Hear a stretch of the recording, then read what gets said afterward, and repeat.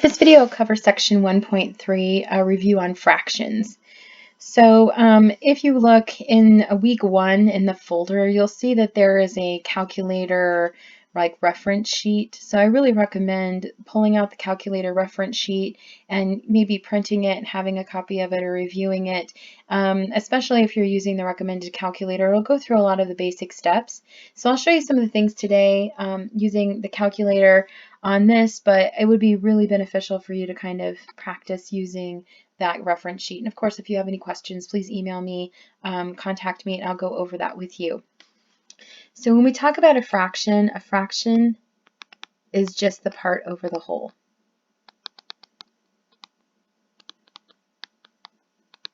Okay, and again, we're going to use fractions a lot for reading measurements and using it for the material or the actual tools. So for example, standard measurement using a ruler or tape measure is going to be in fractions, usually 16ths, you've got 8ths, 4ths, you've got 32nds, so you've got all kinds of things that you can use with reading a tape measure that are going to be in fraction.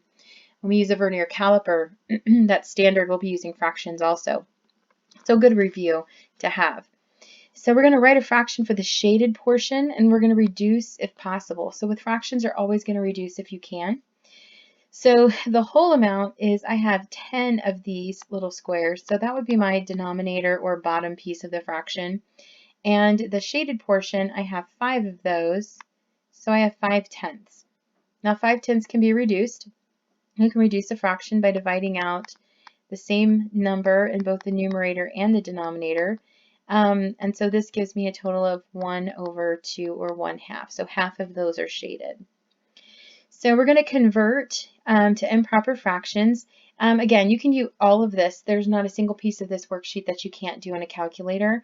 So if you want to try it by hand, you can. If you want to do it with a calculator, you're also welcome to. So if you also read the notes or the text for section 1.3, it goes through all of these steps for you much more slowly, and it has directions. So here we're going to take our denominator, which is the 5, and we're going to multiply it by the whole number. So we're going to say 2 times 5 is 10.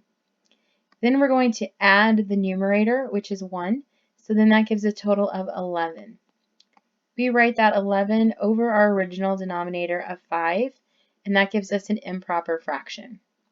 We'll do it again. 4 times 6, that's 24, plus 3. So we're going to take 24 plus 3, and that's going to give us 27 over the original denominator of 4. Here we'll do it again. 8 times 1, that's 8, plus 3. 8 plus 3 is 11 over the original denominator of 8. So it's not too complicated. In a calculator, for the calculator that we recommended, there's an N over D key. So you do second, and then the N over D, and then that's going to give you a box for all of your fractions, and you're going to put in, like, let's say example 2 1/5. So you're going to do 2, and then you're going to move that arrow over using that circle keypad to the right, and then you have your 1, you're going to move it down to your 5, and then you hit enter, and that will automatically turn it into an improper fraction of 11/5. Okay, if you have the ABC key calculator, we'll do the same problem here. You just put in 2 ABC, 1 ABC, 5,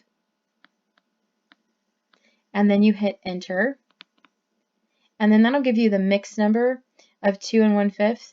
So you have to do second, and then ABC again, and enter, and that'll shift it over for you. Okay, so let's look at converting to mixed numbers. So again, you can use a calculator, it's no problem.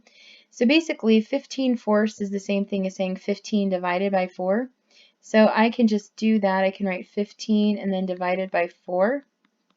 4 goes into 15 3 times, which is 12, and we subtract, and that gives me 3 remaining. So this whole number right here, that number right there is going to be the whole number in my mixed number.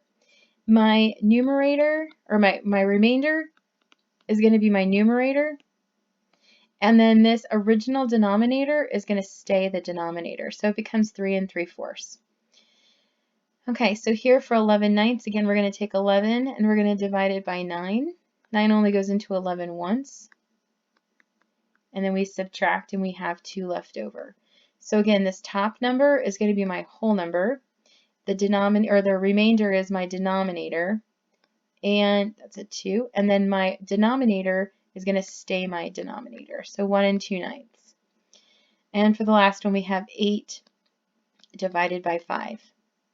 So 5 goes into 8 just once. I subtract, I have 3. And so I have 1 3/5. Okay? If I put these into my calculator, I can also shift them back and forth. So for example, I would just put in 11/9. So if I do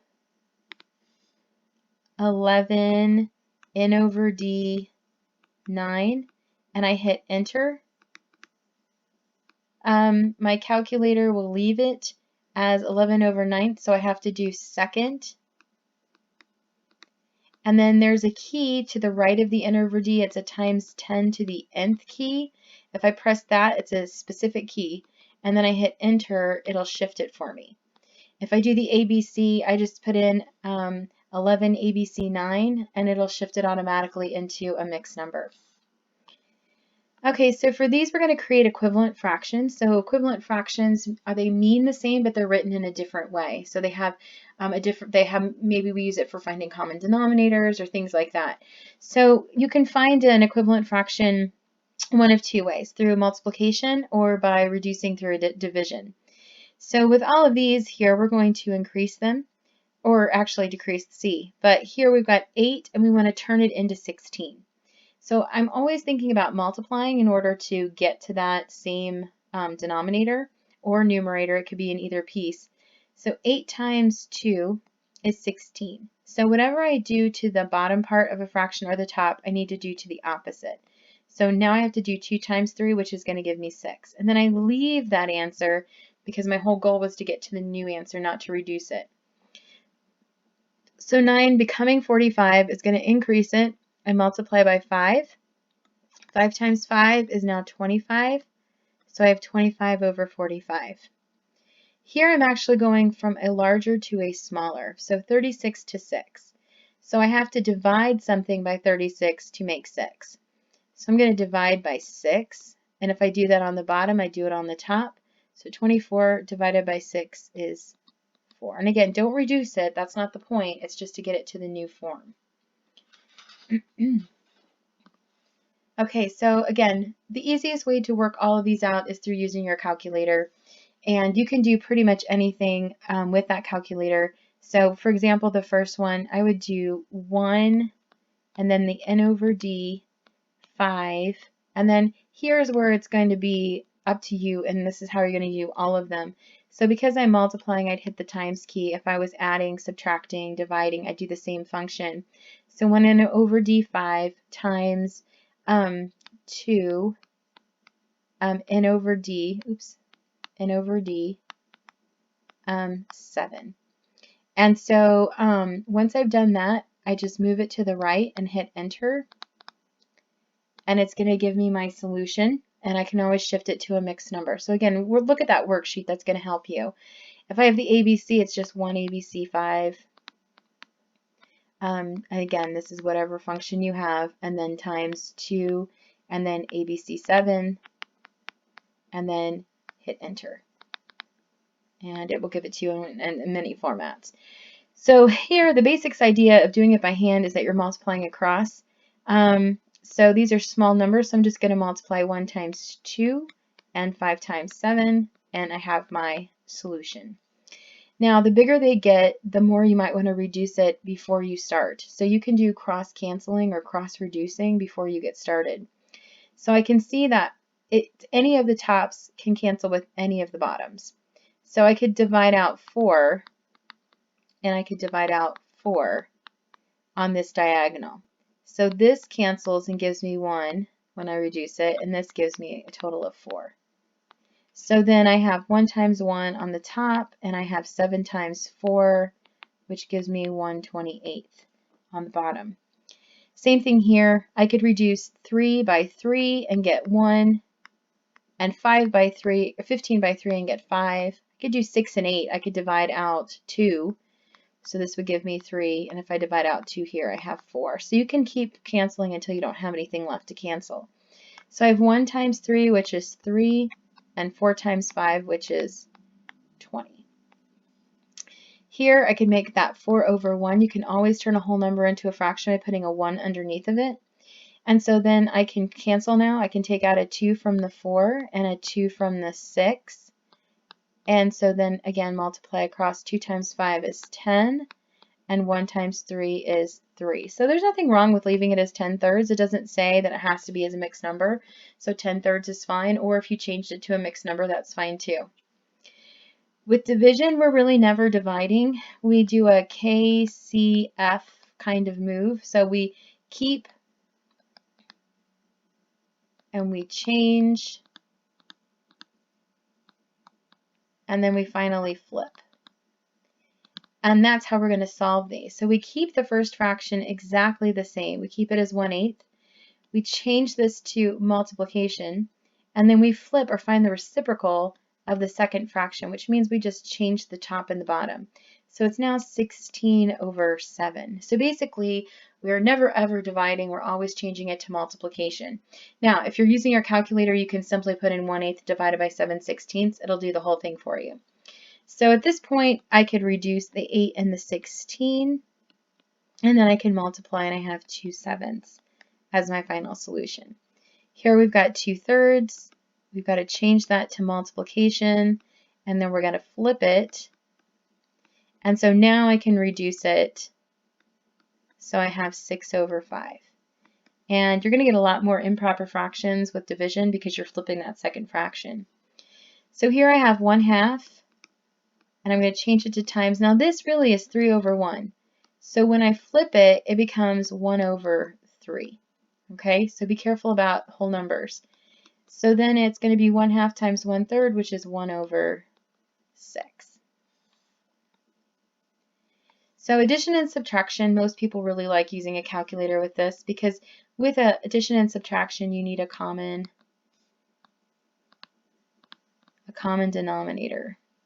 Okay, so to find a common denominator, you actually are multiplying or finding a least common multiple.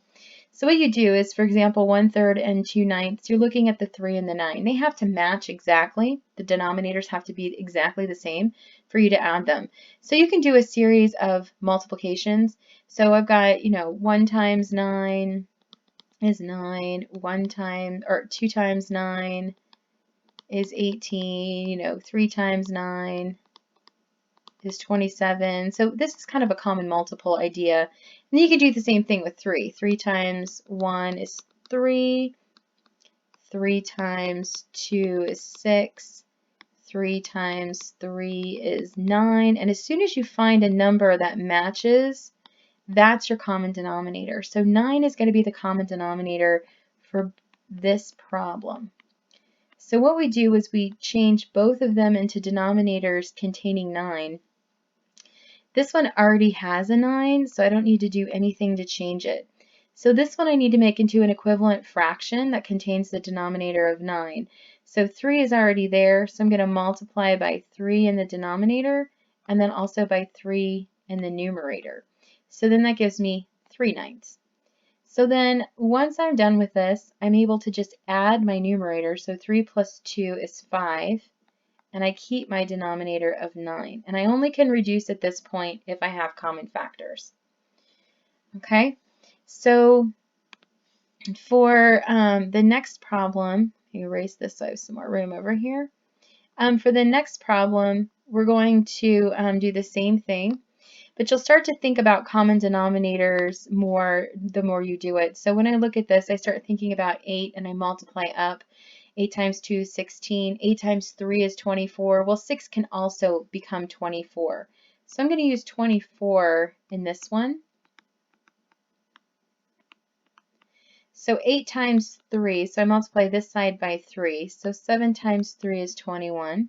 6 times 4, 4 times 5 is 20.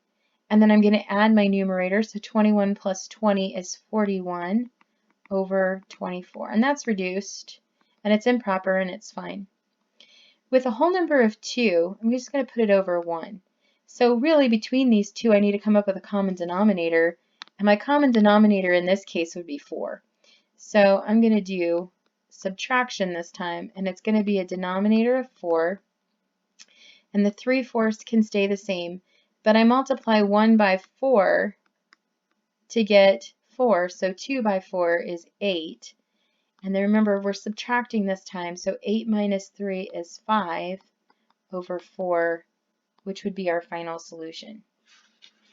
The next piece is to convert fractions to decimals. So again, this is a really good opportunity to again use that toggle key I talked about in the last lesson. So it's right above your enter key if you have the recommended calculator. If you put in 2/5 and then hit the toggle key, it'll automatically change it to decimals. So this will change it from decimals to fractions, fractions to decimals. Or if you have the other calculator, you're going to do second and then there's a PRB key. And this will do the same thing. It'll change it back and forth from fraction to decimal, decimal to fraction.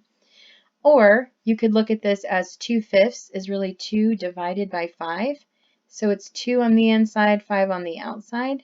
So it's going to create a decimal. So I can put in my decimal and 0. And 5 can go into 24 times.